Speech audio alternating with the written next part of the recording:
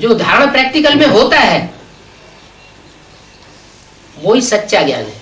Whatever is put into practice, that itself is the real knowledge. जो सिर्फ ज्ञान सुना जाता है, दूसरों को सुनाई लिया जाता है, लेकिन अपने प्रैक्टिकल जीवन में धारण नहीं होता, वो रावण का ज्ञान कहा जाता है। The knowledge which is just heard and narrated to others, but is not assimilated in our life in practice, is called Ravan's knowledge. Ravan के हाथ में भी वेद शास्त्र दिखाते हैं और ब्रह्मा के हाथ में भी वेद शास्त्र दिखाते हैं दोनों ज्ञानी। The Vedas, scriptures, are shown in Ravan's hand as well as Brahma's hand. Both of them are knowledgeable. लेकिन उसके प्रैक्टिकल जीवन में धारणा नहीं होती। But there is no assimilation of knowledge in his, that is Ravan's life in practice. फिर भी काम क्या करता है? In spite of being knowledgeable, what act does he do? पराई स्त्री को चुराने का काम करता है।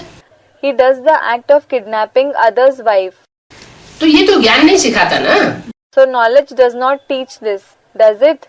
ज्ञान तो सिखाता है कि नारायण बनो और नारायण जैसे बनाओ। Knowledge teaches to become Narayan and make others like Narayan.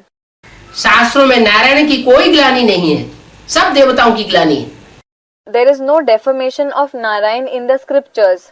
There is defamation of all the deities. भगवान की भी ग्लानि है। There is defamation of even God.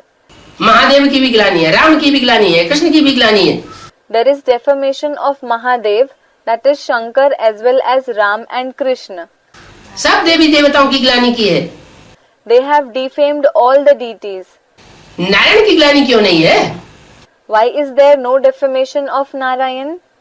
है? नारायण संपन्न नहीं, देवताएं तो सभी संपन्न बनते हैं। Someone said Narayan is complete. No, all the deities become complete.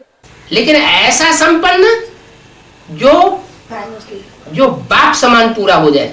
But Narayan is complete in such a way that he becomes completely equal to the Father. बाप के अंदर जो नॉलेज है वो पूरी नॉलेज उसके अंदर आ जाए। The entire knowledge that is in the Father comes in him.